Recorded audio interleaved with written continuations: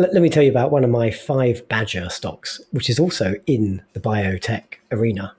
Let's chat Novo Nordisk. I've added this to my portfolio quite recently. Novo Nordisk is a global pharma leader, and they develop and market innovative treatments for chronic diseases, but mostly they're focused on diabetes and obesity care through their blockbuster GLP-1 drugs, Ozempic and Wegovy.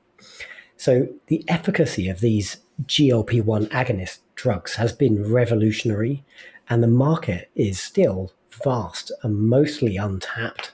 Analysts think it could get to $100 billion a year annually. So there's like a ton of growth left for these drugs.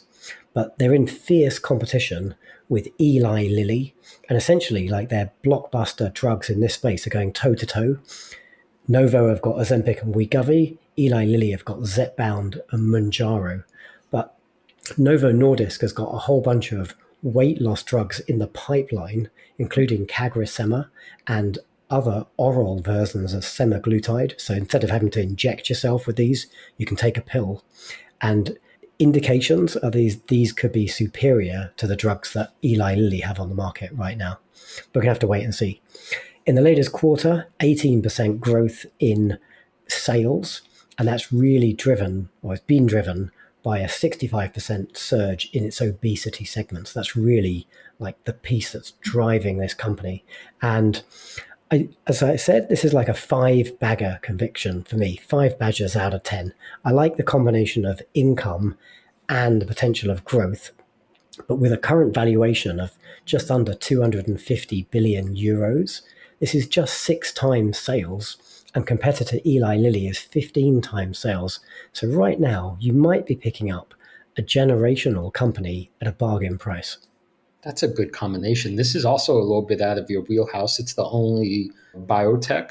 All these weight loss drugs, right? I mean, this is a relatively new thing, correct? Yeah, last couple of years. Yep. Is it not possible that things go wrong with this? Like that it's too early to see. Because it's these drugs, when I hear about them from the news, they almost seem like too good to be true. And I have done some deep dives into it, and it does have that element where people are like, my God, this could cure Alzheimer's. And it seems to tap into some like root system is almost like miraculous, right? But the skeptic in me thinks, okay, if the investment thesis is banking so much of its future on this relatively new thing that's looking like a miracle cure, is it too much of a good thing? Are you worried about that at all?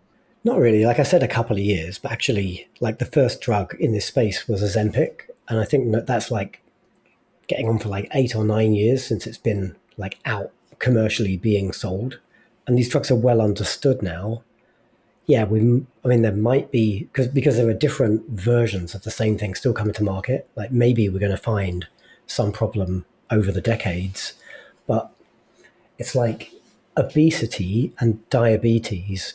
Like these are chronic conditions that affect so many people. Probably the people eating too much Greggs, right, and Domino's affects so many people. And then, on its own, obesity isn't great, but it leads to so many other conditions like heart disease and strokes and everything else. So like the impact on people is horrible. It's bad.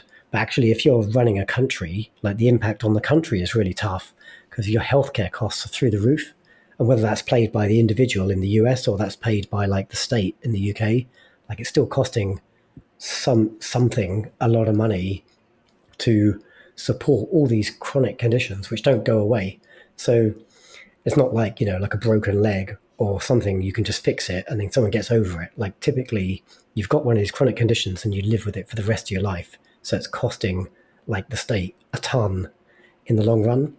And yeah, you could say to people, oh, well, just eat less and exercise more, but it don't work. And so, as you've kind of hinted, these drugs seem to have a whole bunch of revolutionary benefits, not even on weight, like on your ability to control your state of mind. Like evidently, I think this is quite new findings. Like these drugs are helping with other addictive behaviors like gambling and drinking and things like that. So Like maybe they are revolutionary, and maybe they're allowing us to eventually lead the lives that we want to lead.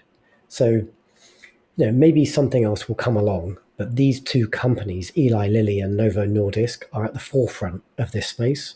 And these aren't like, you just told us about Harmony, and I know you have like a bunch of other biotechs in your own portfolio. Like these two companies are giants. Like these are not like one string ponies with which are like sub $1 billion market cap and they live or die by the next drug. Like these companies are selling absolute like tens and hundreds of millions of dollars of these products, and like growth is just continuing to climb. So if this space was going to be disintermediated by an even better drug, like I imagine these companies will be straight on it because they have so much money to spend on R&D and acquisitions. Yeah, no, that's good in the context of going back to back with our biotechs. It makes sense to me. You just invested in the $250 billion mammoth, right? That has a dividend, right? Which makes sense because you're looking to increase your income, right?